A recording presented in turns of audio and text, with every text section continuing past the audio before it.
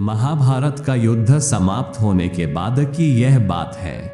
युद्ध के बाद अर्जुन को यह भ्रम हो गया कि वह श्री कृष्ण के सर्वश्रेष्ठ भक्त है। अर्जुन सोचते थे कि कन्हैया ने मेरा रथ चलाया, युद्ध के समय वे मेरे साथ रहे।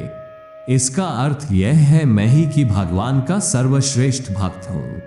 अर्जुन यह भूल गए थे कि वे तो केवल भगवान के धर्म संस्थापना का माध्यम थे। अर्जुन के मन की बात जानकर भगवान श्री कृष्ण जी ने उनका अहंकार तोड़ने का निश्चय किया।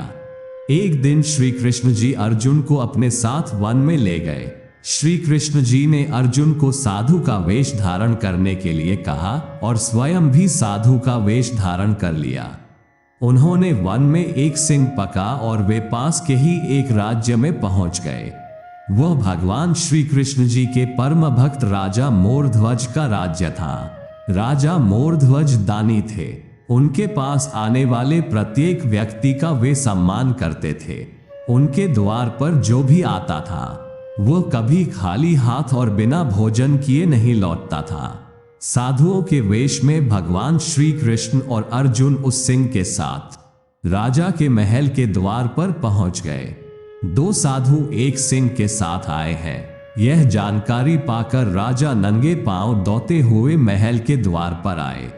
साधुओं के चरणों में नतमस्तक होकर उन्हें आतिथ्य स्वीकार करने के लिए प्रार्थना की। भगवान श्री कृष्ण ने राजा से कहा कि हम भोज स्वीकार करेंगे, परंतु हमारी एक शर्त है। राजा ने कहा, आप जो भी कहेंगे वो करने के लिए मैं तैयार हूं। भगवान श्री कृष्ण ने कहा, राजन, हम तो ब्राह्मण हैं, हमें कुछ भी खिला देना, परंतु यह सिंह नरभक्षी है। यदि तुम अपने एकमात्र बेटे को अपने हाथों से मारकर इस सिंह को खिलाओगे तो ही हम तुम्हारा आतिथ्य स्वीकार करेंगे। साधु की शर्त सुनकर राजा मोरध्वज अचंभित हो गए, परंतु राजा के लिए अपना आतिथ्य धर्म कर्तव्य अधिक श्रेष्ठ था। उसने भगवान से कहा, प्रभु, मुझे यह शर्त स्वीकार है, केवल एक बार अपनी पत्नी से पूछ लेता हूं। साधु के रूप में आए भगवान से आज्ञा पाकर राजा मोरध्वज रानी के महल में पहुंचे। राजा का मुख उतरा हुआ देखकर पतिव्रता रानी ने राजा से इसका कारण पूछा। राजा ने अतिथि साधु की शर्त रानी को बताए। वो सुनकर रानी की आंखों से अश्रु बहने लगे, परंतु वह राजा से बोली कि आपका वचन पूरा करने के लिए मैं अपने सैकड़ों पुत्र भी अर्पण कर सकती हूँ।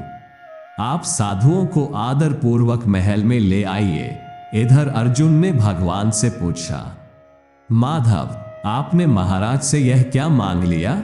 श्री कृष्ण जी बोले, अर्जुन, तुम देखते जाओ।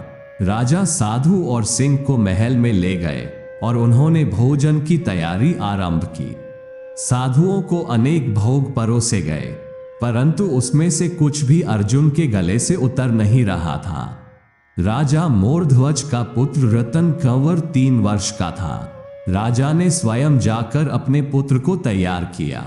उसने भी हंसते हंसते अपने प्राण दे दिए। राजा रानी ने अपने हाथों से उसका वध किया और सिंह को परोस दिया। भगवान ने भोजन ग्रहण किया, परंतु जब रानी ने पुत्र का आधा शरीर देखा तो वह अपने आंसू नहीं रोक पाए। सिंह को पूरा भोजन न करने से साधुरूपी भगवान को बहुत क्रोध आ गया। वे महल से जाने लगे। राजा रानी उन्हें रोकने के लिए प्रयास करने लगे। उसी समय अर्जुन को यह भान हुआ कि भगवान मेरे अहंकार को तोड़ने के लिए यह कर रहे हैं। तब वे स्वयं भगवान के पैरों में गिरकर विनती करने लगे। उन्होंने भगवान से कहा, हे भगवान, आपने मेरे झूठे अहंकार को तोड़ दिया है। राजा रानी ने अपना वचन पूरा करने के लिए स्वयं का पुत्र त्याग दिया है और आप रूठ कर जा रहे हो। दया करें प्रभु, मुझे क्षमा करें और अपने श्रेष्ठ भक्त का कल्याण करें। अर्जुन का अहंकार टूट गया है। यह जानकर भगवान श्री कृष्ण ने रानी से कहा, महारानी, आप अपने पुत्र को आवाज दें। रानी ने सोचा, पुत्र तो मर चुका है, अब आवाज देने से क्या होगा? परंतु साधुओं की आज्ञा मानकर उसने पुत्र रतन कंवर को आवाज लगाए। कुछ ही क्षणों में रतन कंवर हंसते हुए उनके सामने आ गया। राजा और रानी अपने पुत्र को देख अत्यंत आनंदित हो गए। राजा और रानी की भक्ति से प्रसन्न होकर भगवान ने उन्हें अपने मूल स्वरूप में दर्शन दिया। पूरे महल में भगवान श्री कृष्ण जी की जय जयकार गूंजने लगी। भगवान के दर्शन पाकर राजा मोरध्वज की आंखें भर गई। भगवान ने दोनों को वरदान मांगने के लिए कहा। राजा रानी ने कहा, भगवान इतना वरदान दे कि अपने भक्त की कभी भी इतनी कठोर परीक्षा न ले जैसी आपने हमारी ली है। भगवान ने तथास्तु कहकर उन्हें आशीर्वाद दिया। राजा के पूरे परिवार को मोक्ष प्रदान किया। अगर आपको हमारा यह वीडियो पसंद आया हो तो इस वीडियो को लाइक और शेयर करें और ऐसे ही धार्मिक वीडियो के लिए हमारी चैनल को जरूर सब्सक्राइब करें। धन्यवाद।